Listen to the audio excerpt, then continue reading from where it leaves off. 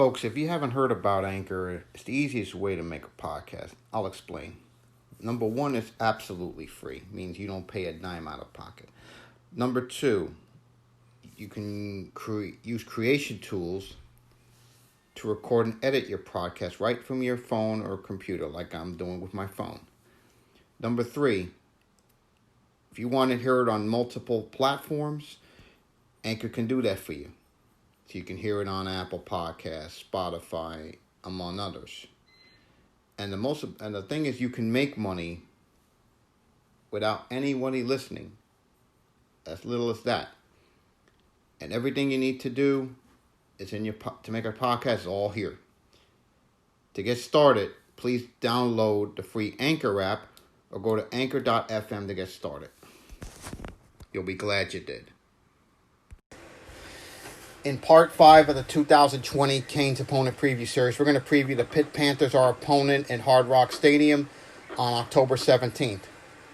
Well, Pittsburgh scored the fewest points per game since '96, and yet it tied for the most games won since 2009. Mark Whipple, who came over from UMass last year, the offense didn't have that same rushing spark of previous years that we're known to see from them. Passing game stalled too much. And scoring was like pulling teeth. They failed to score 35 or more in any game and scored more than 20 just 3 times. But funny enough, the passing game did work. The passing game was better. Blocking was a mixed bag. It wasn't terrible, but then again, it wasn't great either. Well, now they have a veteran unit back, and all 5 starters are back on that line. And they're led by Jimmy Morrissey at center and Bryce Hargrove at guard. You see, Kenny Pickett is one of those guys who's been around really since the Sky Point era, okay? He threw for 3,100 last year. 13 TDs, 9 picks. Didn't do all that much on the running game. He's a streaky passer. He threw for 500 yards 5 times, including 3 of the last 4. He's still the guy there. But he's getting a push from sophomore Nick Patty. He's a decent backup and came over from Tempe. Oh, excuse me. And could get a backup there. The guy that came from Tempe is Joey Yellen. He's likely in the mix next year. They lose Maurice French, but they get Taysir Mack, who's a solid veteran, who could be their number 1 guy. And there's still enough talent to be okay. They get Lucas Kroll from Gainesville, who could be a big help there.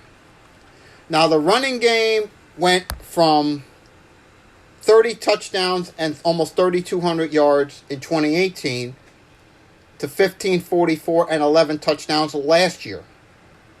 Vili Carter's transferred. He's gone. But they get A.J. Davis back. He's the 215-pounder. They get Vincent Davis, who's a sophomore, 5'8", 175. Led the team with 5 rushing TDs last year. Now, what you want to look at defensively for Pittsburgh,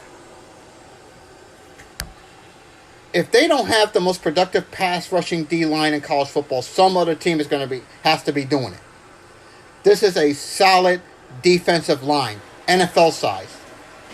They get Amir Watts back at tackle, and he's the star of that show on the D-line. And they get most of their key guys back. They did lose Jalen Twyman to the league, but they get Patrick Jones back on one end and Daislin Alexander on the other. They combined for 14 sacks. And by the way, Rashad Weaver is back after a knee injury cost him last year. He had 6.5 sacks and 14 tackles for loss in 2018. The linebacking unit needs a little tweaking here and there, but they don't have as many responsibilities as most of the other groups in college football. The D-line takes care of most of the heavy lifting there. But they get Phil Campbell and Cam Bright, who can be very disruptive there. And they need somebody who can really make an impact on the inside. And that's where senior Chase Pine comes in. The pass defense should have been better considering it had the best pass rush defense and the best front seven in college football. Paris Ford is an all-star caliber safety. He led the team with 97 tackles. But they're going to miss Dane Jackson at one corner, and Damar Hamlin is back at the other safety.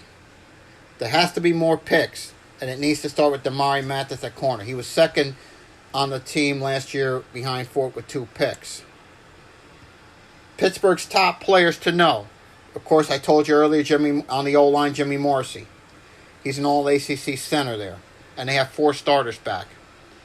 But it's got to start with him on the line.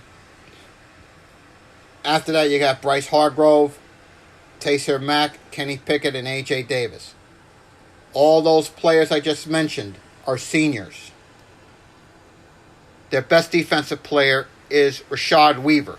Yes, they lose Twyman, but you counterbalance that by having Weaver back on the outside. He's ready and healthy, and he could be one of the nation's best defensive ends again. Ford, Hamlin, Jones, and Mathis are the others. Defensive players to watch. And 4 of those 5 are seniors. So this is a veteran group. Now the key to Pittsburgh's season is going to come down to a couple things. They have to stretch the field. They didn't abandon the run, but Whipple changed more to a passing game. As a result, the running game suffered. They went from 2,000 yards in 2018 to almost 3,400 last year. After 7 straight years of more than 7 yards per attempt and over 8 the last 2 years, they averaged 6.3 yards per throw and 6.6 last year. When it worked, they were 8-1 when they threw a TD pass and 0-4 when it didn't. The last 2 years, they're 7-0 when it averages 7.9 yards per throw. That's not a big bar. On defense, Pittsburgh could get a few more takeaways. They have never been big on forcing takeaways under Narduzzi. But again, wouldn't hurt. That dia there should be the nation's best pass rush, again, or close to it. But it has to lead to mistakes by the O's, and that I have not seen. They only came up with 14 takeaways, and 6 of them were in the win against Duke, and 10 in all came in 3 games. All of them are wins. When they force 2 takeaways or more, under Narduzzi, they're 17-7. When they get 3 or more, they're 7-1. Last year, there were just 5 fumbled recoveries by the D, and 3 of them came against Duke alone. The key players, of course, is Taysir Mack. He's got the size. He's got to be the number 1 receiver that's got to push the passing game. French is gone, but Mack's got to be the guy to step up there. He has to be their volume catcher, their home run hitter, and it's going to be a young group there. Now they talk about our game, October 17th. They're capable of starting 4-0. They open at home against Syracuse, Louisville, NC State, and then going up to Chestnut Hill to play BC. They still have to go to Clemson and FSU. Well, when they come to Hard Rock, they know it's going to be a must-win for them. If they win after losing 4 of the last 5 to us, all of a sudden, a 5-0 Panther team could be a thing with Notre Dame coming in. But the way I see it, when I look at Pittsburgh's schedule, after that, look at who they have. Like I said, with Notre Dame, they have a bye week, then they go that last month. 3 of the last 4 in November are on the road. They miss Duke, they miss Carolina, and they miss Wake. They go to Tallahassee November 7th, to Atlanta November 14th. Their final home game is November 21st against Virginia Tech, and they close at Clemson November 28th. So when you look at that model, I could see them starting potentially 5-0. 5-0 going to coming in the Hard Rock. When I look at that schedule, I could see